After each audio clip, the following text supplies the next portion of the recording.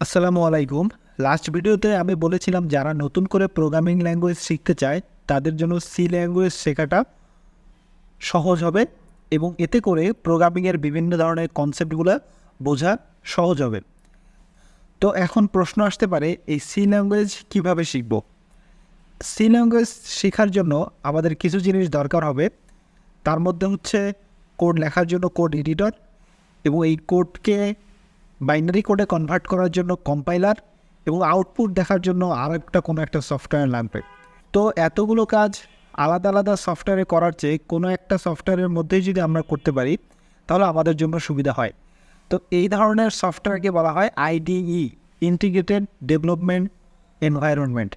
এই ধরনের আইডিইতে আমাদের কোড করার জন্য সব ধরনের সফটওয়্যার বা সব ধরনের সুবিধা থাকে। এছাড়াও লাইব্রেরি রিলেটেড আরও অনেক সুবিধা পাওয়া যায়। এজন্য আমরা সি প্রোগ্রাম প্র্যাকটিস করার জন্য একটা সি প্রোগ্রামিংয়ের আইডিই ডাউনলোড করে নেব। সি প্রোগ্রামিংয়ের জন্য আপনি অনেক আইডিই ব্যবহার করতে পারেন, তার মধ্যে কোডব্লকস অন্যতম। ব্রাউজারে গিয়ে কোডব্লকস আইডিই লিখে সার্চ দিলেই আমরা কোডব্লকসের অফিসিয়াল ওয়েবসাইট পেয়ে যাব। এখান থেকে আমরা বাইনারি রিলিজে ক্লিক করব।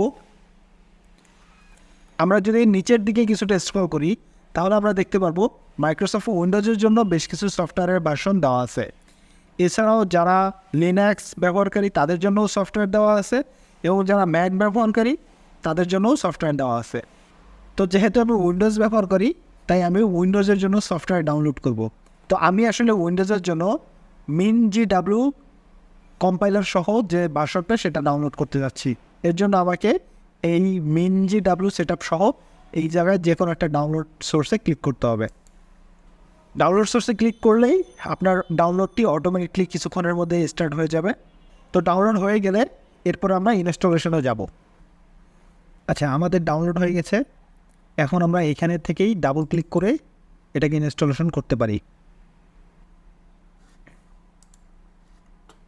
এরপরে নেক্সট, আই এগ্রি, আবার নেক্সট। এখানে কোন ফোল্ডারে ইনস্টল হচ্ছে সেই ইনস্টলেশন পাথটা দেখাচ্ছে। আমি এটাকে যেমন আছে তেমনই রাখতে যাচ্ছি। তারপরে ইনস্টল। আচ্ছা, আমাদের ইনস্টলেশন শেষ হয়েছে। এখন আমরা কোডব্লকসে রান করতে চাই। ইয়েস,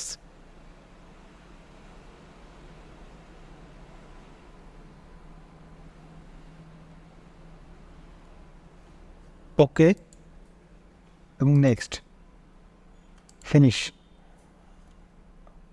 আচ্ছা, এটা দেখাচ্ছে যে আমাদের যতগুলো ফাইল সি বা C++-এর আছে সেটা ডিফল্ট কোডব্লকস ব্যবহার করার জন্য আমি আপাতত এটাকে এখনকার জন্য নো রাখতেছি। আচ্ছা, আমাদের কোডব্লকস ইনস্টল হয়ে গেছে। আচ্ছা, এখান থেকে ফাইল থেকে নিউ থেকে এমটি ফাইল একটা ক্রিয়েট করে আমরা এই ফাইলটাকে সেভ করে নেব। সেভ করার জন্য Ctrl+S চাপলেই আমাদের ফাইলটা সেভ করার জন্য বলবে। আমরা যে কোনো একটা লোকেশন সেভ করে এই ফাইলটাকে আমরা সেভ করব। এতে করে আমাদের কোড লেখার সময় বিভিন্ন ধরনের হিন্টস দিবে যা আমাদের কোড লেখাকে আরও সহজ করবে। এরপর আমি এখানে একটা সি ল্যাঙ্গুয়েজের বেসিক প্রোগ্রাম লিখতেছি।